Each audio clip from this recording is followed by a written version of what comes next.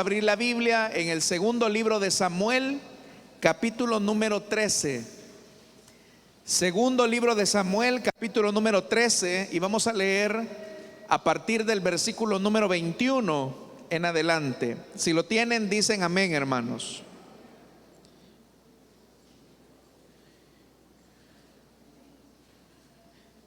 Segundo libro de Samuel, capítulo 13, versículo 23, más bien. La palabra de Dios nos dice: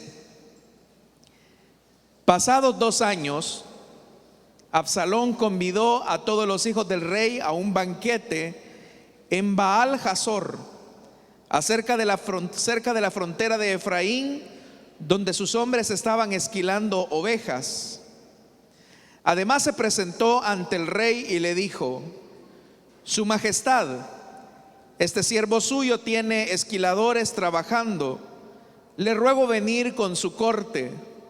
No, hijo mío, le respondió el rey, no debemos ir todos, pues te seríamos una carga. Absalón insistió, pero el rey no quiso ir. Sin embargo, le dio su bendición. Entonces Absalón le dijo: ya que su majestad no viene, ¿por qué no permite que nos acompañe mi hermano Amnón? ¿Y para qué va a ir contigo?, le preguntó el rey. Pero tanto insistió Absalón que el rey dejó que Amnón y sus otros hijos fueran con Absalón. Este, por su parte, les había dado instrucciones a sus criados: no pierdan de vista a Amnón, y cuando se le haya subido el vino, yo les daré la señal de ataque y ustedes lo matarán. No tengan miedo, pues soy yo quien les da la orden. Ánimo, sean valientes.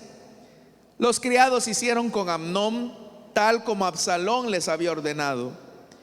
Entonces los otros hijos del rey se levantaron y, montando cada uno su mula, salieron huyendo.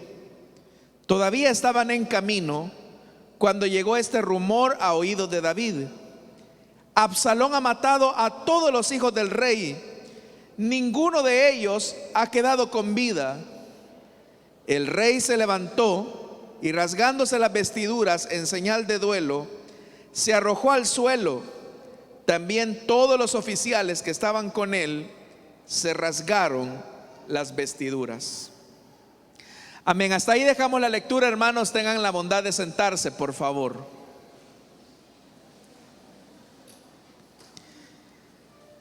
Hermanos, creo que todos sabemos del incidente penoso, muy vergonzoso, que David tuvo que enfrentar cuando se metió con Betsabé, mujer de Urías el Eteo.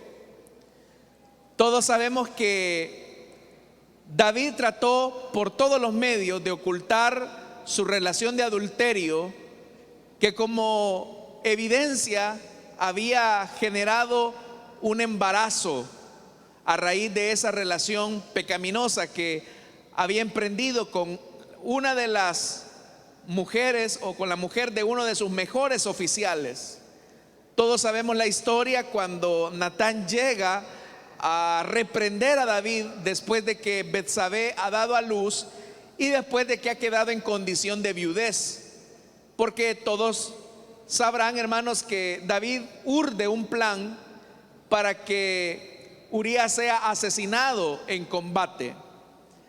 Al pasar el tiempo, Natán reprende a David y le dice que él va a pagar la consecuencia de su pecado, y es al final David el que estipula el pago de la consecuencia de su pecado, cuando con aquella parábola de la oveja, él dice que el hombre que le arrebató la única oveja al hombre pobre deberá de pagar con 4 tantos.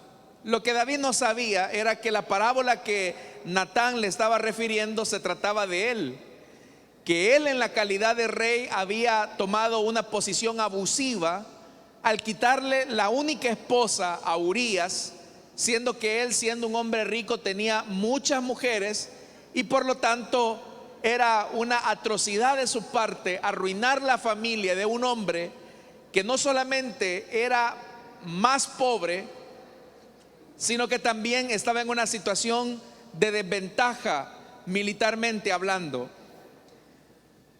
Es así, hermanos, como la tragedia comienza a tocar la familia de David. Y la primera tragedia que toca la familia de David es cuando su primogénito Amnón se enamora de manera perdida de su media hermana Tamar. Legalmente hablando, Amnón era el sucesor del rey David, era el primogénito. Y como todo, hermanos y hermanas, en la vida, los hijos repiten las conductas que sus padres modelan hacia ellos. Amnón, hermanos, siguiendo la lógica de su padre, él decide también tomar una actitud abusiva hacia su media hermana. Y usted recordará que en ese capítulo 13, si usted lo lee en su casa, dice la Biblia que Amnón urde un plan también para tomar a su media hermana y abusarla sexualmente. Eso provoca la tristeza, el desconsuelo de Tamar, quien fue víctima de Amnón, y que dice la Biblia que sale rasgándose los vestidos reales para ir a casa de su hermano Absalón. Tamar era media hermana de Amnón, quien era el sucesor al trono, pero Absalón, que era el tercer hijo de David, este sí era hermano de padre y madre de Tamar.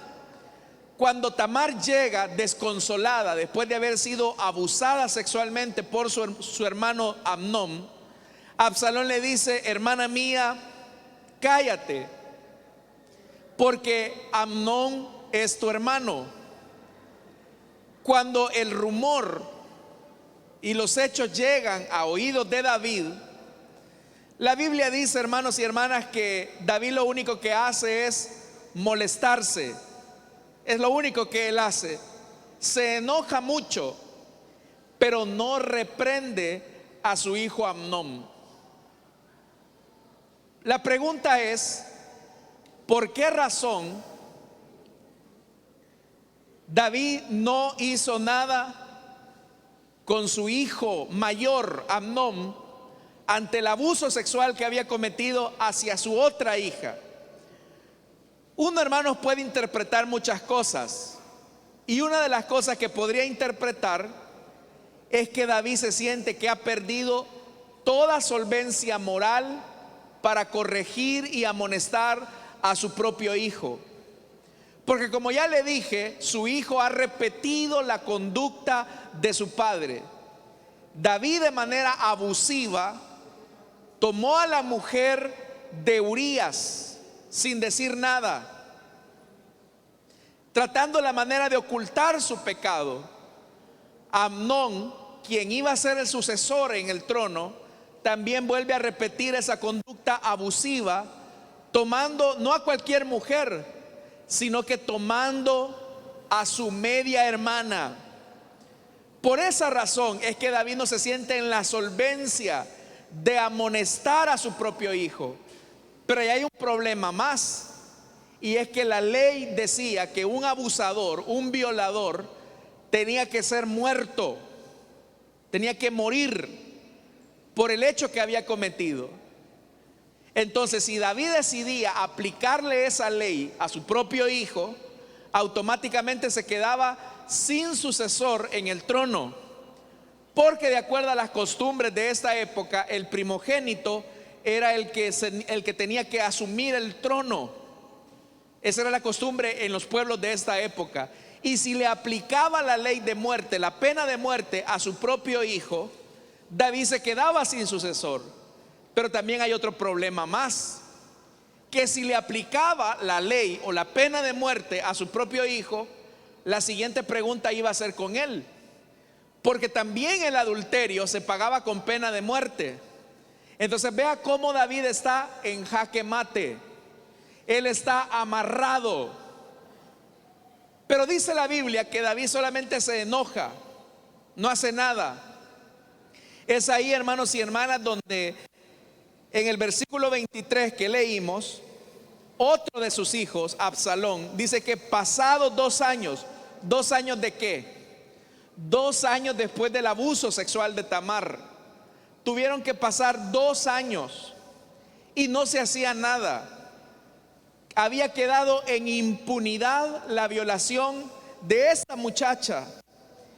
Y dice que es ahí donde Absalón se acerca al rey y dice que él quiere hacer un banquete. Y la razón de ese banquete era porque Absalón estaba esquilando a sus ovejas, que era, hermanos, el momento en el que las personas que se dedicaban a la ganadería, específicamente al cuidado de las ovejas, tenían más recursos económicos. Es algo así, hermanos, como cuando se produce la cosecha, que es el momento en el que la gente recoge todo lo que ha trabajado por mucho tiempo. Ahora que Absalón está en un momento de alegría, de fiesta, él también quiere aprovechar la ocasión para que finalmente David arregle los asuntos internos de la casa. Esos asuntos internos que por 2 años han quedado ahí debajo de la alfombra familiar. Nadie quiere tocar ese suceso penoso, bochornoso, de que uno de los hijos de David ha violentado a otra de sus hijas. Pero ahora Absalón, que ante la falta de justicia no ve nada claro de parte de su padre para reivindicar el honor de su hermana, él dice: bueno, lo más correcto es que reunamos al rey, a su corte, y que reunamos a toda la familia para tratar este tema incómodo que por 2 años ha sido silenciado y la situación se mantiene en impunidad. Por eso es que dice la Biblia que se presentó ante el rey y le dijo: su majestad, verso 24, este es Absalón, el tercer hijo de David, hermano de Tamar. Su majestad, este siervo suyo tiene esquiladores trabajando, le ruego venir con su corte. Pero vea lo que hace David. No, hijo mío, le respondió el rey, no debemos ir todos, pues te seríamos una carga. Absalón insistió, pero el rey no quiso ir. Sin embargo, le dio su bendición. David sospechaba que Absalón quería tocar ese tema espinoso en esa cena. David entendía que había un problema no resuelto en su casa y él está evadiendo el problema. Él no quiere verle el rostro a Tamar, a Absalón, enfrentado con el violador que era su otro hijo, Amnón. Él no quiere tener esa cena incómoda. ¿Cuántas veces, hermanos y hermanas, nosotros también tenemos esos momentos incómodos en la familia, en los que tenemos que resolver conflictos que nosotros pensamos que el tiempo se encargará de sanar? Qué falacia, qué mentira es creer que el tiempo va a resolver el conflicto interno que no queremos enfrentar. Muchas veces porque evitamos la confrontación, muchas veces porque no queremos estar en la posición de ser alguien que esté interpelando o juzgando la actitud de uno de los miembros de la familia. Pero déjeme decirle algo: un problema que se ignora no mejora. Porque en esos 2 años Absalón lo que esperaba era la actitud justa del rey para reivindicar el honor de su hija. Así como amaba a Amnón, el rey David, también David debía demostrar el mismo respeto y el mismo amor por su hija violentada Tamar. Entonces Absalón lo único que quiere en este momento es que las cosas se resuelvan. es que David asista a esa cena incómoda y encare y enfrente a Amnón, que está en una condición de impunidad. Pero vea lo que hace David.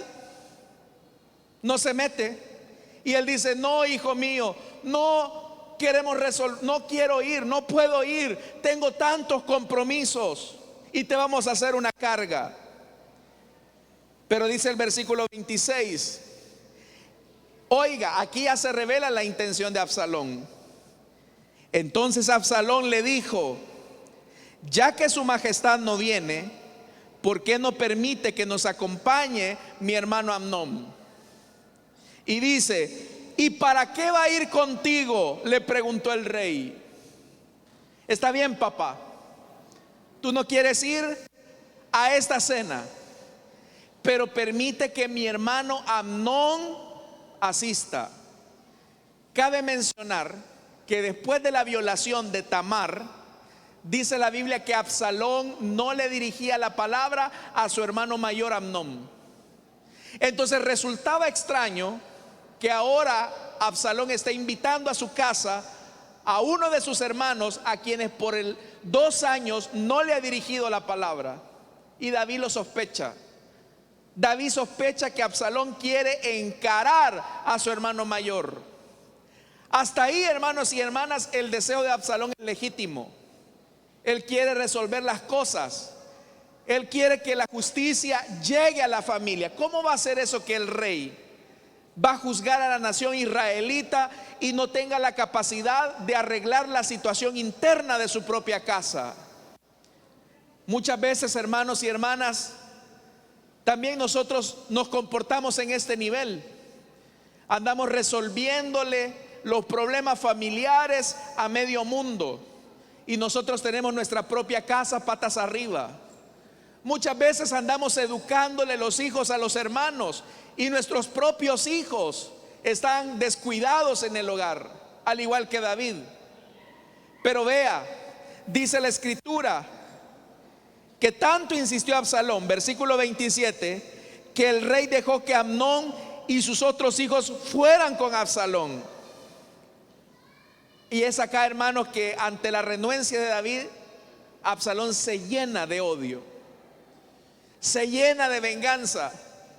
Bueno, si mi papá no le quiere aplicar la pena de muerte a un violador, yo se la voy a aplicar. Oiga, Absalón va a hacer de manera injusta lo que el rey no quiere hacer. Y no es que se esté justificando la acción de Absalón. Lo que sucede es que ahora uno de sus hijos va a pretender asumir la posición de juez, pero lo va a hacer de una mala forma. Dice la Biblia más adelante, verso 28, este por su parte les había dado instrucciones a sus criados: no pierdan de vista a Amnón, y cuando se le haya subido el vino, es decir, cuando ya esté ebrio, cuando ya esté borracho, yo les daré la señal de ataque y ustedes lo matarán. No tengan miedo, pues soy yo quien les da la orden. Ánimo, sean valientes. Ahora David va a cosechar otra consecuencia de su pecado. ¿Por qué razón?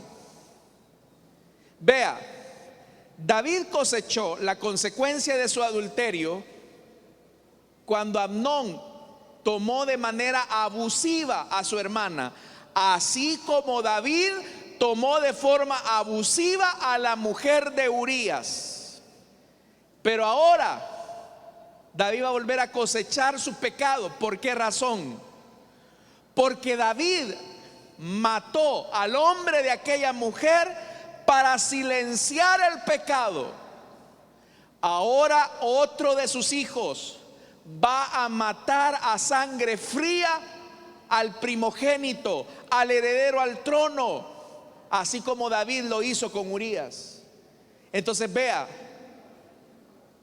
David se comportó de manera abusiva con una mujer, uno de sus hijos, vuelve a replicar su misma conducta. David se comportó con matonería con el pobre soldado Urías. Ahora uno de sus hijos también se va a comportar con matonería frente al violador. Qué duro es esto para David. Pero ¿sabe por qué ocurre esto? Porque los problemas que se ignoran no mejoran. Nosotros podemos caer en la mentira de que el tiempo va a resolver la situación que nosotros no queremos tocar porque no queremos entrar en confrontación con alguien. Si usted quiere ser líder, ya sea líder de su familia, líder en la iglesia, líder en su trabajo, una de las tareas más difíciles del liderazgo es la confrontación. A veces hay que confrontar las cosas que no están bien. ¿Y a quién le gusta confrontar y ser confrontado? Pero es necesario. Porque si no se toman cartas en el asunto, los hubiera o los hubiese, no existen. Hay gente que dice, es que si hubiera, pero el hubiera no existe. Es una posibilidad inexistente. Y dice la Biblia que entonces Amnón le dice, no pierdan de vista a Amnón, y cuando se le ha subido el vino, yo les daré la señal de ataque y ustedes lo matarán. No tengan miedo, pues soy yo quien se los ordena. Es un matón. Ánimo, sean valientes. Y dice el verso 29, los criados hicieron con Amnón tal como Absalón les había ordenado. Entonces los otros hijos del rey se levantaron y montando cada una su mula, salieron huyendo. ¿Se imagina el cuadro? Una mesa en la que están rodeados todos los hijos de David y de repente uno de los criados mata al primogénito, al heredero al trono. En el momento, los otros hijos de David salen huyendo y dicen, si nos quedamos, este también nos va a matar a nosotros. Pero si David hubiera ido a esa cena y hubiese confrontado la situación familiar, este asesinato no se hubiese producido. Es que a veces, hermanos y hermanas, cuando nosotros decidimos rehusar a resolver un problema por falta de tiempo, más adelante nuestra negligencia nos lo va a demandar y con creces. El padre que no tiene tiempo para resolver ahorita un mal hábito de su hijo, el padre que no tiene tiempo para asistir a la escuela cuando el maestro o el director de la institución lo manda a llamar, tendrá que ir cuando el policía o el juez requiera que ese muchacho esté frente a las leyes del país.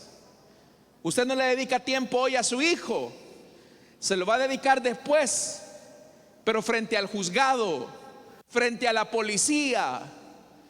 Si usted no le dedica tiempo a resolver un problema actualmente porque dice, es que no tengo tiempo, pues más adelante va a tener que hacerlo, pero con tristeza, con llanto. Dice la Biblia, oiga, verso 30, todavía estaban en camino cuando llegó este rumor a oídos de David: Absalón ha matado a todos los hijos del rey, ninguno de ellos ha quedado con vida. ¿Qué cree usted que fue lo primero que se le vino a la mente a David? Si hubiera ido a esta cena incómoda, nada de esto hubiera pasado. Si hubiera dedicado tiempo a resolver los problemas de mis hijos, nada de esto hubiera pasado. Pero ya le dije, los hubieras no existen. Uno muchas veces dice, es que hubiera hecho esto, hubiera hecho esto otro. Los hubieras no existen. Lo que se hizo, se hizo. Lo que se dejó de hacer, se dejó de hacer. Hay un tiempo, estimados hermanos y hermanas, en que tenemos el espacio para resolver los problemas. Pero muchas veces nosotros dejamos incrementar los problemas. A veces, hermanos, en cosas pequeñas se pueden ver. Uno ve la conducta de un niñito de 3 años, perdón que ocupe esta palabra, que le pega pescosadas a la mamá en la cara, haciéndole berrinches a la mamá en la cara y la golpea. Y a veces hasta los papás lo celebran. Ay, qué bonita la criatura, dicen. No es que no le quiero pegar porque, o no lo quiero corregir, no lo quiero disciplinar, porque es una gracia. Pero eso es que no corriges ahora a tu hijo, te va a pasar factura después. Ya no dicen amén, hermano. Yo no sé si usted ha visto, ¿verdad?, a un montón de niñitos pequeños en el súper que patalean, hacen berrinche en el súper y gritan, le pegan al papá, le pegan a la mamá, y los papás no hacen nada. Y después nos estamos quejando de los delincuentes que hay en nuestro país, porque un problema que no se resuelve en el momento, más adelante nos puede pasar factura. También, hermanos y hermanas, un problema que no se resuelve en el matrimonio nos puede pasar factura más adelante. No, si yo no le digo a mi esposa cuánto gano, porque ella es peor que Hacienda, va a caer con todo, dice. Pero el detalle es que si tú te toleras una mentira en tu matrimonio, más adelante te puedes tolerar otra y otra y otra y otra mentira. Y los hubieras no existen. Tú no le dedicas tiempo hoy a tu esposa, a tu esposo, más adelante otro sí se lo va a dedicar, porque los hubieras no existen. Más adelante lamentarse, ¿de qué sirve, hermanos? David había tenido 2 años para resolver el problema de su familia. 2 largos años. Y lo único que hizo David fue quedarse callado. Claro, se quedó callado porque no tenía solvencia, pero eso no era una excusa para no resolver el problema. Dios nos invita a que resolvamos los problemas cuando se presentan. Hay que hacerlo. Dice la Biblia, vea más adelante, verso 31. El rey se levantó. A mí me llama la atención eso del verso 31. El rey se levantó. O sea, David, que tuviste que moverte por tus hijos, ahora que los has visto o has escuchado que están manchados de sangre. Y ya venirse a levantar, hermanos, a hacer algo, ya cuando las cosas están hechas, es triste. Tú tienes un tiempo para resolver el problema. No lo ignores. Muchas veces, hermanos, dejamos las cosas a Dios. Y David pudo haber dicho lo que muchos de nosotros a veces decimos: yo se lo dejo en las manos a Dios. Y son los típicos hermanos que mandan a orar a toda congregación: hermano, ore por mi hijo. Hermana, ore por mi hija. Y ponen a orar a medio mundo, pensando que Dios les va a resolver el problema. Pero hay cosas que Dios no hará, porque le corresponden a usted hacerlas. Dicen amén, hermanos.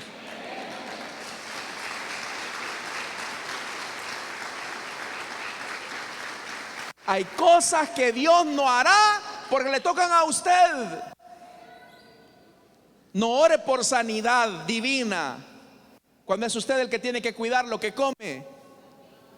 No, hermano, mire, yo soy diabética y me como unas porciones de pastel con Coca-Cola y yo sé que el Señor es mi sanador. Él en la cruz llevó mis enfermedades. Sí, pero también Dios te dio cabeza, no solamente para que andes el pelo, sino para que lo uses y veas correctamente con sabiduría lo que te conviene y no te conviene. te da la inteligencia para que resuelvas el ahora, te da el discernimiento. Ustedes, hermanos y hermanas, se lo saben de memoria el proverbio: el sabio ve el mal y el sabio ve el mal ¿y por qué no nos apartamos? Uno espera que Dios le resuelva toda la vida, y Dios nos ha dado inteligencia. Piense por un momento en esto. ¿Qué pasaría si de repente su hijo de 3 años tiene que ir al kinder? Y para ir al kinder, pues obviamente hay que caminar y hay que cruzarse las calles. Usted ve el semáforo en rojo y sabe que su hijo, tomado de la mano con usted, tiene que cruzarse la calle. Y usted le enseña a su hijo: mira, papi, cuando la luz se pone en rojo, los carros se detienen y esa es la oportunidad para que el peatón cruce la calle con precaución. Eso lo hace usted con su niño cuando va al kinder. Pero cuando su niño se convierte en un neandertal de 31 años, ya usted ya no tiene, hermanos y hermanas, necesidad de cruzar a su hijo tomado de la mano, porque ya su hijo sabe. Su hijo no se va a quedar en la esquina de la calle esperando: mi mamá no viene para que me cruce la calle, está en rojo pero no viene. Ya su hijo tiene 31 años, ya si es un hombre, él ya tiene responsabilidad de sus acciones y decisiones. Eso es madurez. Usted no verá, bueno, todavía yo conozco gente que va a dejar a sus hijos a la universidad. Qué bien que lo hace. Pero llegará un momento en que usted va a tener que soltar a sus hijos, y ellos tendrán que tomar decisiones responsables de lo que hagan. Eso lo entendemos todos, ¿verdad, hermanos? Entonces también con Dios es lo mismo. Llega un momento en que sí, Dios en tus primeros años te toma de la mano para cruzarte la calle, pero llega un momento en que tú creces y tú tienes que ser responsable de cómo te vas a cruzar en la vida, en la calle de la vida, para que no te atropellen las circunstancias. Pero muchas veces venimos a quejarnos con Dios. Yo recuerdo a una jovencita. Miren, hermanos, ustedes van a sentir lo que yo sentí cuando ella me lo dijo. Me entró una indignación santa. Llegó la muchacha y me dice: pastor, llorando, pastor, yo no sé por qué quedé embarazada, por qué Dios permitió que yo quedara embarazada de mi novio. ¿Qué Dios? Me dieron ganas de tomar la Biblia y decirle: Cristo te ama. Quejándose de que, ¿y por qué Dios permitió esto? ¿Quién se lo buscó? ¿Acaso Dios no te dio entendimiento para decirte: no hagas esto, toma una postura correcta ante la vida? Pero muchas veces también nos comportamos como esta jovencita. Queremos culpar a Dios de nuestra propia desgracia. Queremos culpar a Dios de nuestra propia dejadez, cuando es usted el responsable, el que tiene que resolver el asunto. Si usted no resuelve lo que tiene que arreglar ahora, después no se queje como David, no se rasgue las vestiduras, porque ya será demasiado tarde. Por eso, hermanos, si hay situaciones que debemos de arreglar, no se excuse diciendo: no, es que yo se lo dejo al Señor. Y el Señor, ¿qué? Si para eso te di mi palabra, para eso te di entendimiento, para eso te di mi Santo Espíritu, para que tomes decisiones correctas conforme a mi voluntad. Amén.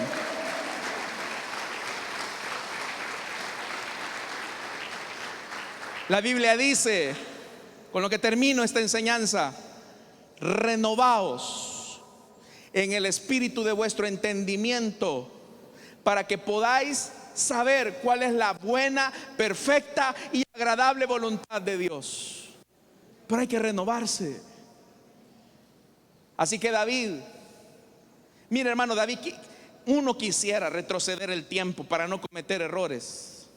Uno quisiera tener una perilla para retroceder el tiempo. ¿Cuánta gente no hay que quiere retroceder el tiempo? Ay, es que si yo estuviera en el 2000. Ya no estamos en el 2000, han pasado 22 años desde que iniciamos el nuevo milenio. El tiempo no regresa. Así que sé sabio con lo que hagas o dejes de hacer. Hay pecados de acción y hay pecados de omisión. Hay cosas que usted está omitiendo, no resolver, porque siempre quiere quedar con buena imagen. David quería seguir siendo el padre cool para todos sus hijos. Y en la vida no se puede ser siempre cool. A veces hay que confrontar. La confrontación es necesaria para nuestro crecimiento. Tan es necesaria que el buen pastor nos corrige con su cayado cada vez que nos reunimos en este lugar. Pero bendita corrección la de nuestro Dios, hermanos. Amén. Vamos a cerrar nuestros ojos, vamos a orar. Teniendo nuestros ojos cerrados y nuestro rostro inclinado, rápidamente, si hubiera una persona acá que desea entregarle su vida a Cristo,